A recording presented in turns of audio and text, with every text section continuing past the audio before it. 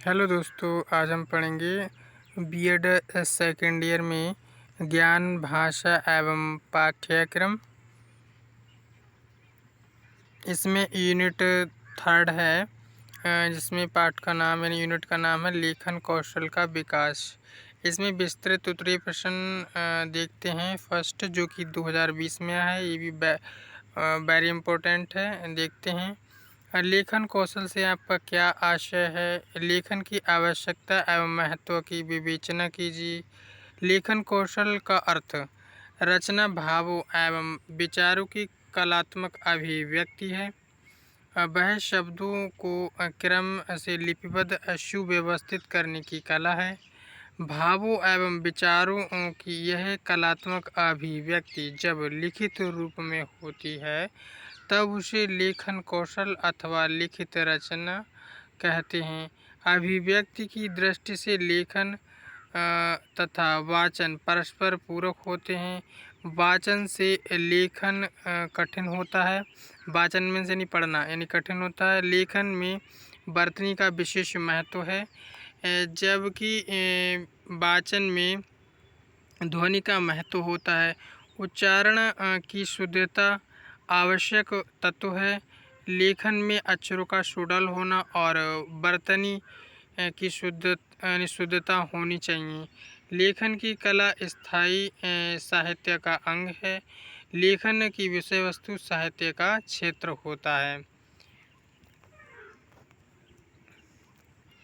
लेखन के माध्यम से साहित्य की विधाओं एवं शैली का निर्माण तथा विकास किया जाता है।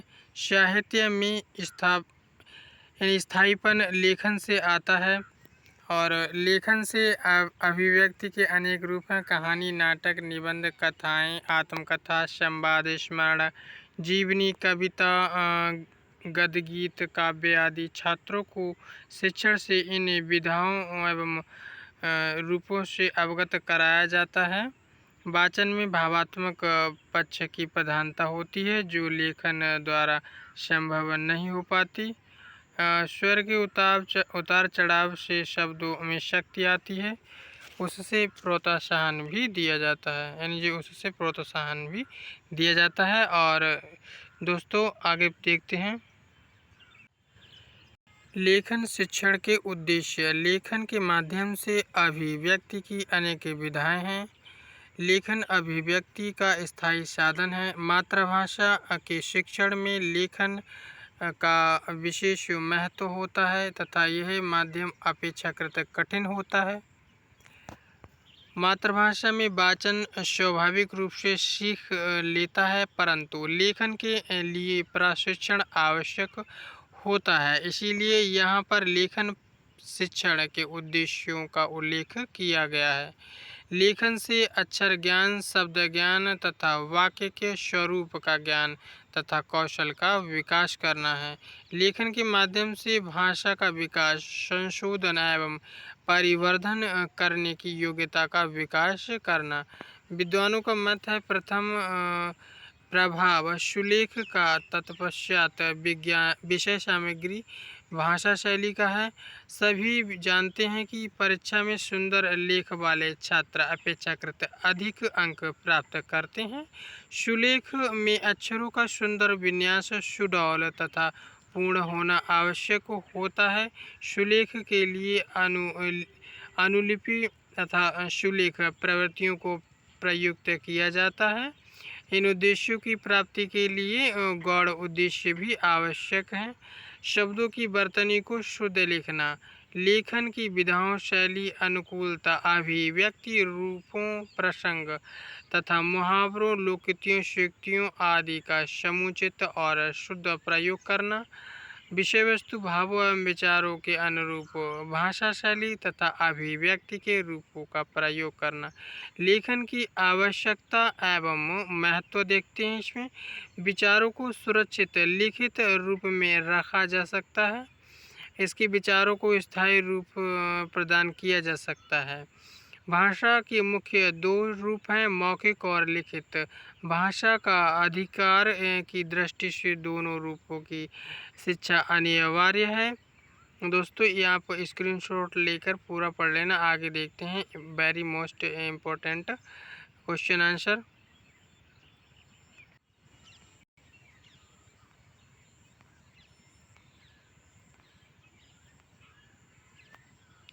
ये 2018 में आया है। बच्चों की लिखावट का विश्लेषण करने की कसौटियों की व्याख्या कीजिए। इसमें देखते हैं बच्चों की लिखावट का विश्लेषण करने की कसौटियों की व्याख्या। बच्चों की लिखावट का विश्लेषण करने की कसौटियों की व्याख्या को निम्नलिखित बिंदुओं के आधार पर स्पष्ट कर सकते हैं।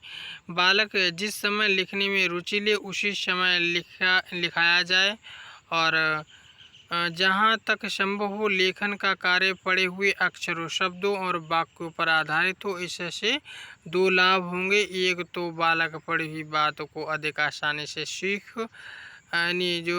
आसानी से सीख जाएगा या लिख लेगा, और दूसरे पढ़ी हुई बात का ज्ञान और भी अधिक पुष्ट हो जाएगा।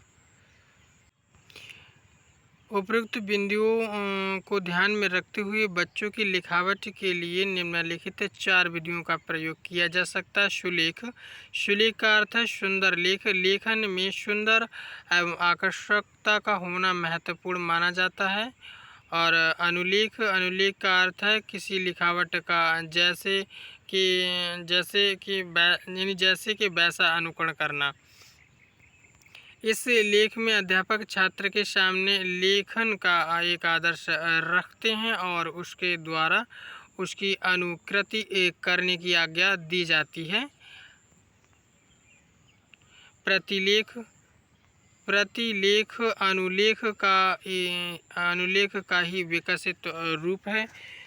दोनों में अंतर केवल इतना है कि अनुलेख में बालकों को मुद्रित कापी के ऊपर की पंक्ति में अंतर केवल इतना है कि अनुलेख में बालकों को मुद्रित कापी के ऊपर की पंक्ति में लिखे शब्दों और वाक्यों का अनुकरण करना होता है। प्रतिलेख लेखन शिक्षा में महत्वपूर्ण स्थान रखता है। उससे छात्रों को निम्न लाभ होते हैं। छात्रों के लेखन में सुधार होता है।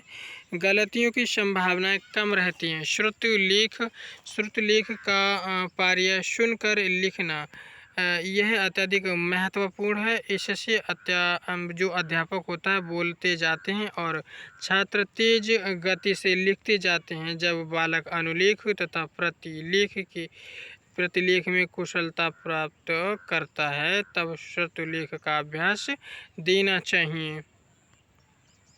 आगे देखते हैं इसमें लेखन कौशल को सुधारने के तरीके बताइए, जो कि 2019 में आया है। ये भी मोस्ट इम्पोर्टेंट है। आगे देखते हैं लेखन कौशल को सुधारने के तरीके।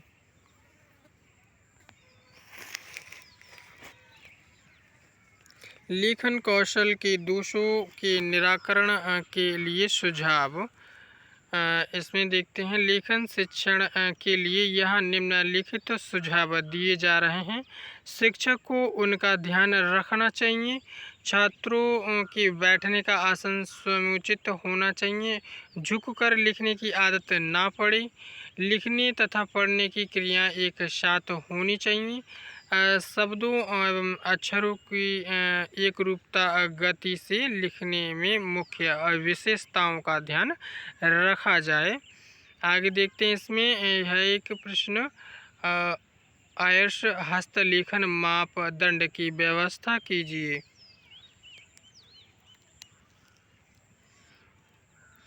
इसमें उत्तर में देखते हैं आयर्स हस्तलेखन मापदंड, जो कि 2017 में है। ये भी इम्पोर्टेंट है। आयर्स हस्तलेखन मापदंड का प्रमाणीकरण सुस्पष्टता के आधार पर हुआ।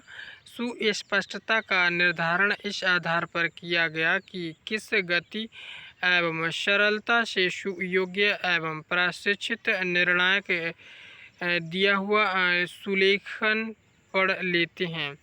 हस्तलेखन का मूल्यांकन करते समय हम प्रायः यह देखते हैं कि वह सुस्पष्ट एवं वाचन योग्य है या नहीं। कुछ लोग कलात्मक लेखन पसंद करते पर व्यावहारिक संसार में लेखन किसी पढ़ने के लिए लिखी गई वस्तु का लेखा ही है।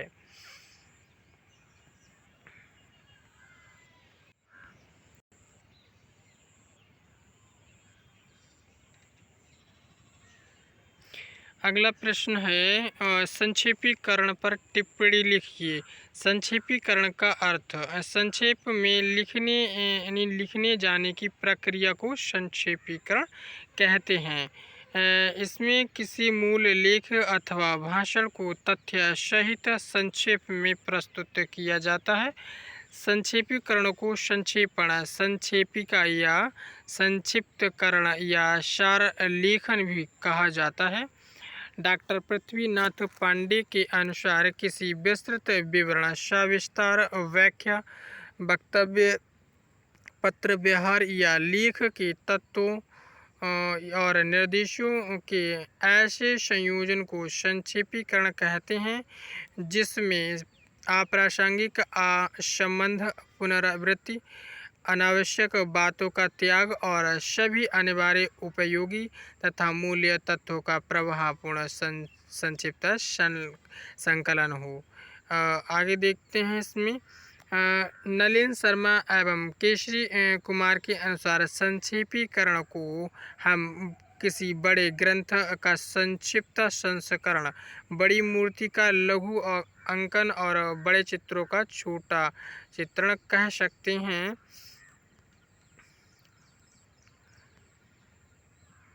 वस्तुतः संक्षेपीकरण एक कला है, एक कौशल है। संक्षेपीकरण लिखने वाले को इस कला में दक्षता प्राप्त करने के लिए चाहिए कि वह बार बार प्रयास करता रहे तथा मूल कृति, वक्तव्य या भाषण आदि को सावधानीपूर्वक अच्छी तरह से समझने के पश्चात ही संक्षेपीकरण में प्रवृत्त हो। संक्षेपीकरण की विधि गागर में सागर भरने के समान है। मूल अवतरण का कोई भी भाव या विचार टूटना नहीं चाहिए। इसकी शैली सामयिक होनी चाहिए। कम शब्दों में अधिक बात कहने का कौशल ही संक्षेपीकरण कहलाता है। लिपि किसे कहते हैं? ध्वनियों को जिन विशिष्ट चिन्हों के माध्यम से लिखित रूप में व्यक्त किया जाता है उन्हें लिपि कहते हैं। प्रत्येक भाषा की अपनी एक लिपि होती है। विषय वस्तु के संक्षेपण तथा सार में अंतर लिखिए। संक्षेपण किसी दी हुई सामग्री का संक्षिप्त रूप होता है तथा सार संक्षेपण से छोटा होता है। लेखन से संबंधित प्राथमिक बिंदुओं को लिखिए। लेखन से संबंधित प्राथमिक बिंदु निम्नलिखित हैं। लिखने के समय बैठने का ढंग, लेखनी पढ़ने पकड़ने का ढंग, जो लेखनी होती है उसको पकड़ते कैसे हैं वो भी, और वर्णों एवं शब्दों की बनावट। लेखन कौशल के समय प्रयोग होने वाली विधियों के नाम लिखिए। लेखन कौशल के समय निम्न विधि प्रयोग की जाती हैं: रेखा विधि, अनुकरण विधि, पेस्टोलॉजी विधि, मॉन्टेसरी विधि तथा जैकोटॉट विधि। बालक को किस प्रकार लिखना सिखाना चाहिए? श्री राम बिहारी लाल के अनुसार लगभग 3 वर्ष के बच्चे स्वभावतः सीधी तिरछी रेखाएं खींचना प्रारंभ कर देते हैं, अतः उन्हें पहले सीधी और फिर तिरछी रेखाएं खींचना सिखाना चाहिए। इतना सीखने पर गोल घुंडी लगाना और अंत में अक्षर लिखना सिखाया जाता है। लेखन कौशल की पहली अवस्था क्या है? बालकों को लिखने के लिए मानसिक रूप से तैयार करना है। लेखन कौशल की पहली अवस्था। प्रतिलिपि तथा श्रुति लिपि में एक अंतर लिखिए। देखते हैं, प्रतिलिपि में बालक देखकर लिखते हैं और तथा श्रुति लिपि में बालक बिना देखे सिर्फ सुनकर लिखते हैं। लेखन शिक्षण के कोई 3 उद्देश्य बताइए। लेखन से सुडौल एवं सुंदर लेखन का विकास करना, लेखन विधि व प्रविधि से अवगत कराना तथा उसका अभ्यास कराना, लेखन से भावों एवं विचारों को अभिव्यक्ति करने की योग्यता का विकास करना। लेखन शिक्षण की प्रमुख विधियां मॉन्टेसरी विधि, जैकोटार्ट विधि, पेस्टालोजी विधि। लेखन के दोषों को निराकरण के उपाय बताइए। छात्रों के बैठने का आसन समुचित होना चाहिए, झुककर लिखने की आदत ना पड़े। हिंदी वर्तनी संबंधी अशुद्धियों के सुधार हेतु अभ्यास कराया जाए। लिखने तथा पढ़ने की क्रियाएं एक साथ होनी चाहिए। श्रुत लेख का उद्देश्य बताइए।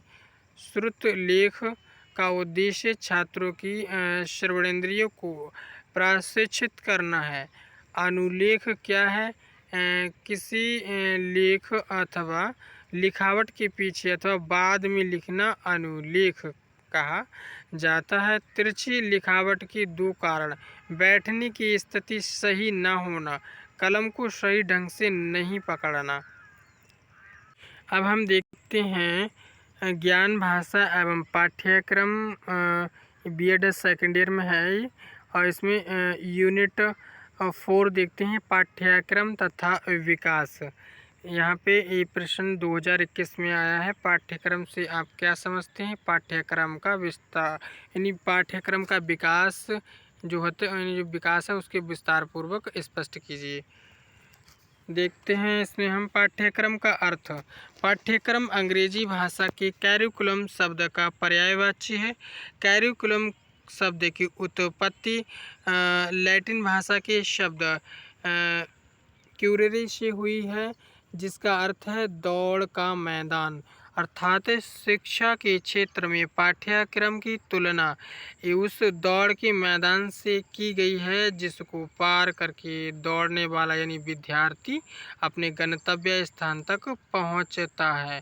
पाठ्यक्रम एक व्यापक शब्द है जिसमें पाठ्य विवरण तथा विद्यालय वातावरण से संबंधित सभी प्रभावी एवं उपयोगी विषय वस्तु का समावेश रहता है। जैसा कि मुनरो महोदय ने भी स्पष्ट किया है कि पाठ्यक्रम में वे सभी अनुभव सम्मिलित होते हैं जिन्हें शिक्षा के उद्देश्यों की पूर्ति के लिए विद्यालय प्रयोग में लेता है। माध्यमिक शिक्षा आयोग मुदालियर कमीशन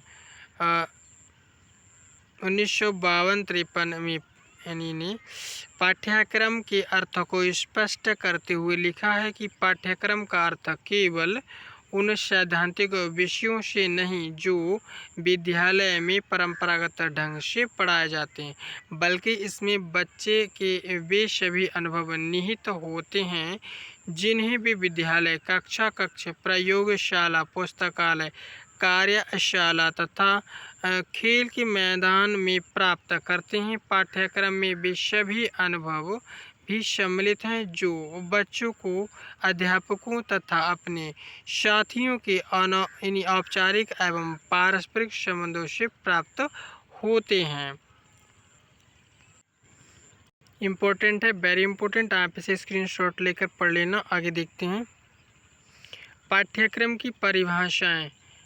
हेनरी जे ऑटो के अनुसार पाठ्यक्रम वह साधन है जिसके द्वारा हम बच्चों को शिक्षा के उद्देश्यों की प्राप्ति के योग्य बनाने की आशा करते हैं। एनन के अनुसार पाठ्यक्रम पर्यावरण में होने वाली क्रियाओं का योग है। और आगे देखते हैं इसमें हम और परिभाषाएं।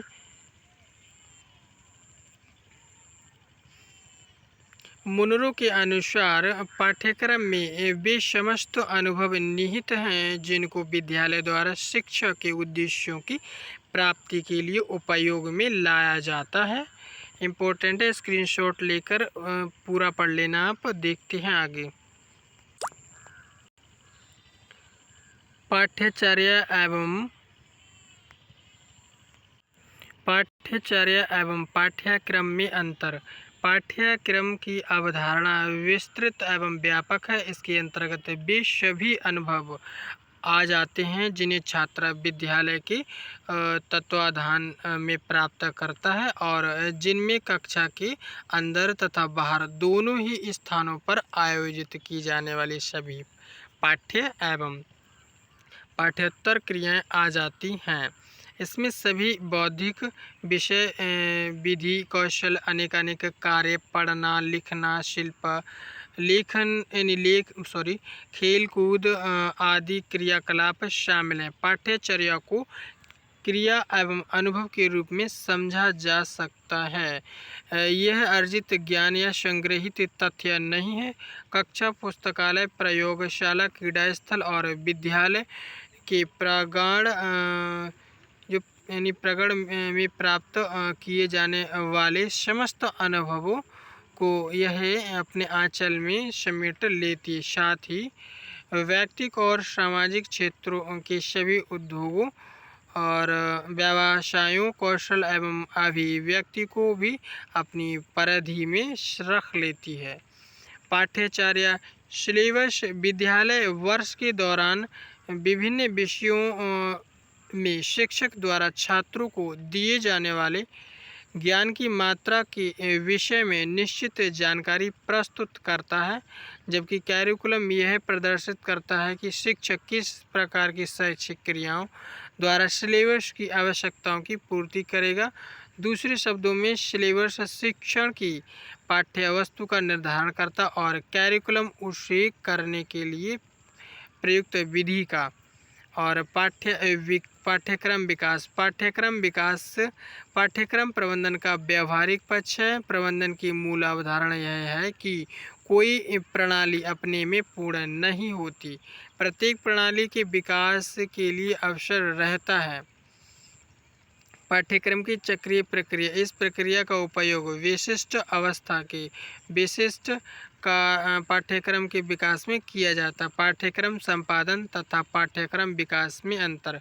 पाठ्यक्रम विकास प्राचीन तथा विशिष्ट प्रत्यय है, जबकि पाठ्यक्रम संपादन नवीन एवं व्यापक प्रत्यय है। पाठ्यक्रम संपादन तथा पाठ्यक्रम विकास में अंतर। पाठ्यक्रम संपादन और पाठ्यक्रम विकास में अंतर देखते हैं। यह नवीन यानी पाठ्यक्रम संपादन यह नवीन तथा व्यापक प्रत्यय है। इसमें वर्तमान परिस्थिति को ध्यान में रखा जाता है। पाठ्यक्रम विकास प्राचीन तथा विशिष्ट प्रत्यय, इसमें भविष्य की आवश्यकताओं को ध्यान में रखते हैं। और नवीन पाठ्यक्रमों का प्रबंधन इसके अंतर्गत किया जाता है। जो पाठ्यक्रम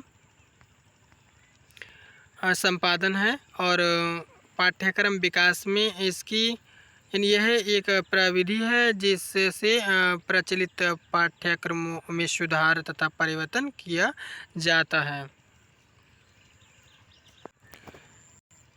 पाठ्यक्रम या कैरिकुलम का शाब्दिक अर्थ बताइए। शिक्षक की दिशा में पाठ्यक्रम एक साधन है जिसका अनुकरण करके शिक्षक के लक्ष्यों को प्राप्त करने का प्रयास करता है।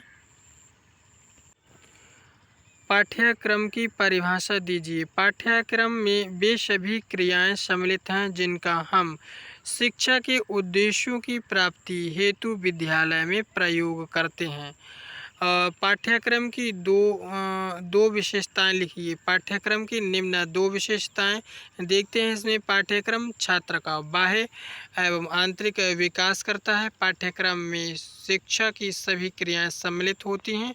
पाठ्यक्रम तथा पाठ्य वस्तु में अंतर बताइए। पाठ्यक्रम का संबंध बालक के संपूर्ण विकास से होता है, जबकि पाठ्य वस्तु का संबंध ज्ञानात्मक पक्ष के विकास से होता है।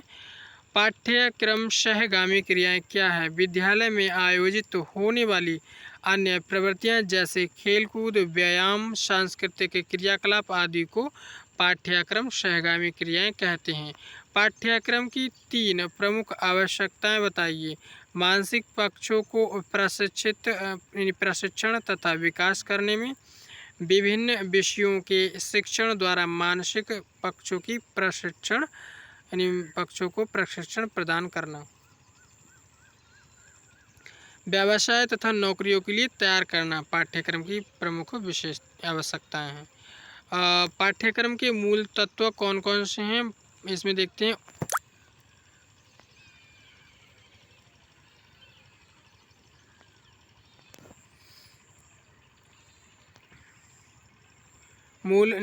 पाठ्यक्रम के मूल तत्व निम्न हैं। उद्देश्य तथा पाठ्यवस्तु। पाठ्यक्रम परिवर्तन के मार्ग में आने वाली कोई एक बाधा। इसमें देखते हैं परंपरा के प्रति प्रेम एवं झुकाव है, जो पाठ्यक्रम परिवर्तन के मार्ग में आने वाली बाधा है। पाठ्यक्रम के एकीकृत उपागम का मूलाधार। उद्देश्य पाठ्यवस्तु, शिक्षण विधियाँ, मूल्यांकन। अच्छी इकाई यूनिट की एक विशेषता लिखिए। इकाई योजना में ज्ञान को एक पूर्ण इकाई के रूप में माना जाता है।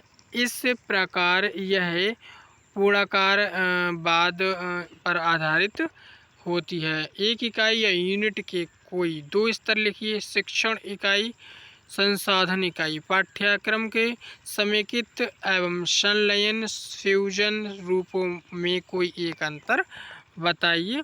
सम्मिश्रण ज्ञान के विस्तृत क्षेत्र के आवश्यक अंगों या पक्षों को सम्मिश्रण ढंग से प्रस्तुत करता है, जबकि समेकित पाठ्यक्रम में ज्ञान को समग्र रूप में प्रस्तुत किया जाता है। एनसीएफ का पूर्ण रूप बताइए। राष्ट्रीय पाठ्यक्रम की रूपरेखा, नेशनल करिकुलम फ्रेमवर्क। ये इम्पोर्टेंट है, वेरी इम्पोर्टेंट, आप इससे देख लेना। अगला इसमें यूनिट है ज्ञान भाषा एवं पाठ्यक्रम का, यूनिट 5। इसमें इसका नाम है यूनिट का पाठ्यक्रम को प्रभावित करने वाले कारक। इसमें देखते हैं पहला प्रश्न, पाठ्यक्रम के आधार से आप क्या समझते हैं? पाठ्यक्रम एवं दर्शन की विस्तृत विवेचना कीजिए। पाठ्यक्रम के प्रमुख आधार। इसमें ऐतिहासिक आधार, इतिहास अतीतकालीन प्रवृत्तियों का एक व्यवस्थित अभिलेख है। जोन्स के अनुसार इतिहास जीवन के अनुभवों की खान है और आज का युवक उसका अध्ययन इसलिए करता है जिससे कि वह जाति के अनुभवों से लाभ उठा सके। और मनोवैज्ञानिक आधार, हैरोल्ड टी जॉनसन के अनुसार पाठ्यक्रम के मनोवैज्ञानिक आधार। ऐसे मनोवैज्ञानिक के वे पक्ष हैं जो अधिगम प्रक्रिया को प्रभावित करते हैं। दार्शनिक आधार, हैरोल्ड टी जॉनसन ने अपनी पुस्तक फाउंडेशंस ऑफ कैरिकुलम में दर्शन शास्त्र को जीवन की आधारित समस्याओं के उत्तर प्राप्त करने तथा मानव जीवन को सार्थक बनाने के लिए अध्ययन के रूप में परिभाषित किया है। देखते हैं, आप इसे स्क्रीनशॉट लेकर पढ़ लेना, इम्पोर्टेंट है। आगे देखते हैं, आदर्शवाद एवं पाठ्यक्रम। आदर्शवाद विचारधारा कतिपय शाश्वत मूल्यों में विश्वास करती है। प्रकृतिवाद और पाठ्यक्रम। प्रकृतिवादी दार्शनिक विचारधारा बालकों को पूर्ण स्वतंत्रता प्रदान करने पर बल देती है। यथार्थवाद तथा पाठ्यक्रम। यथार्थवादी विचारधारा प्रत्यक्ष जगत को वास्तविक जगत मानती है और प्रयोजनवाद और पाठ्यक्रम। यह विचारधारा अमेरिका में विकसित हुई। यह विचारधारा शाश्वत सत्य में आस्था नहीं रखती। वैज्ञानिक आधार। शिक्षा के वैज्ञानिक आधार का अर्थ है शैक्षिक उद्देश्यों को उपयोगी एवं प्राप्य बनाना। सांस्कृतिक आधार। सांस्कृतिक आधार में देखते हैं, पाठ्यक्रम शैक्षिक उद्देश्यों की पूर्ति का माध्यम है। पाठ्यक्रम शिक्षा से अनेक बातें ग्रहण करता है। सामाजिक आधार। मानव एक सामाजिक प्राणी है, उसका जन्म समाज में होता है और उसी में वह उन्नति करता है, साथ ही उसकी मृत्यु भी समाज में ही होती है। पाठ्यक्रम और दर्शन। पाठ्यक्रम के द्वारा किसी अमुक तथा सामान्य एवं संतुलित विचारधारा के अनुसार जीवन के लक्ष्यों को प्राप्त करने के लिए लोगों के विचारों को परिवर्तित किया जाता है।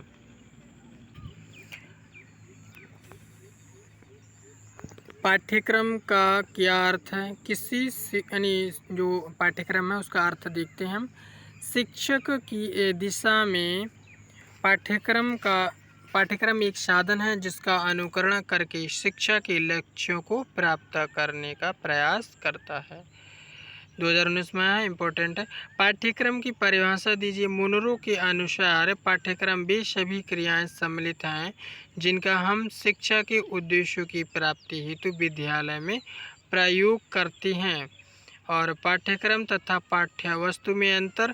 पाठ्यक्रम का संबंध बालक के संपूर्ण विकास से होता है, जबकि पाठ्यवस्तु का संबंध ज्ञानात्मक पक्ष के विकास से होता है। पाठ्यक्रम की 3 प्रमुख आवश्यकताएं। मानसिक पक्षों